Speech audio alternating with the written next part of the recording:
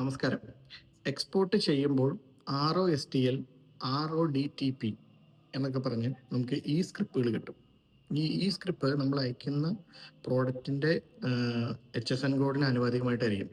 ചിലതിനൊക്കെ നല്ല പെർസെൻറ്റേജ് ഉണ്ട്. ചില പ്രോഡക്റ്റുകൾക്ക് തീരെ പെർസെൻറ്റേജ് കുറവായിരിക്കും. ഇത് നമുക്ക് കേന്ദ്ര ഗവൺമെൻറ് തരുന്ന ഒരു ആനുകൂല്യമാണ്.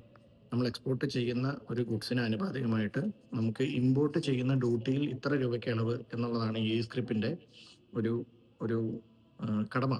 അല്ലെങ്കിൽ എന്താ പറയുക, ഈ സ്ക്രിപ്റ്റ് കൊണ്ട് ഉദ്ദേശിക്കുന്നത്. പക്ഷേ ഈ സ്ക്രിപ്റ്റ് നമുക്ക് ഉപയോഗമില്ലെങ്കിൽ നമുക്കത് മറ്റൊരാൾക്ക്, ഇമ്പോർട്ട് ചെയ്യുന്ന ഒരാൾക്ക് വിൽക്കാനുള്ളൊരു ഓപ്ഷൻ കൂടെ ഗവൺമെൻറ് തരുന്നുണ്ട്. അപ്പോൾ നിങ്ങൾ എക്സ്പോർട്ട് ചെയ്ത ഒരാളാണെങ്കിൽ നിങ്ങളുടെ അക്കൗണ്ടിൽ തീർച്ചയായിട്ടും ഒരു ഇ സ്ക്രിപ്റ്റ് ഓപ്ഷൻ ഉണ്ടാവും.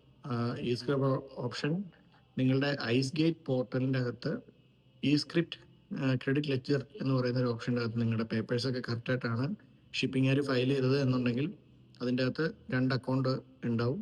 2 അക്കൗണ്ട് ഓപ്പൺ ചെയ്യണം. ഓപ്പൺ ചെയ്ത് കഴിയുമ്പോൾ അതിൻ്റെ അകത്ത് നിങ്ങൾക്ക് ഈ സ്ക്രിപ്റ്റ് ചിലപ്പോൾ കിടപ്പുണ്ടായിരിക്കാം. അപ്പോൾ അത് വിൽക്കാനും പറ്റും.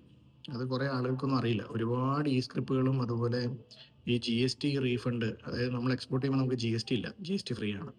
അപ്പോൾ നമ്മൾ ആ അടച്ച GST ഉണ്ടല്ലോ, നമ്മൾ ഗുഡ്സ് വാങ്ങിയ GST അല്ലെങ്കിൽ റോ മെറ്റീരിയൽ വാങ്ങിയ GST, അത് നമുക്ക് റീഫണ്ട് എടുക്കാൻ പറ്റും. ഇതിനെപ്പറ്റിയൊന്നും ഒരുപാട് ആളുകൾക്കും അറിയത്തില്ല, അങ്ങനെ എടുക്കാൻ പറ്റും എന്നുള്ളതും അതുപോലെ ഈ സ്ക്രിപ്റ്റ് ഇങ്ങനെ വിൽക്കാൻ പറ്റും എന്നുള്ളതും. ഈ സ്ക്രിപ്റ്റിൻ്റെ അകത്ത് ഒരുപാട് തട്ടിപ്പ് നടക്കുന്നുണ്ട്, അത് വേറെ കാര്യം.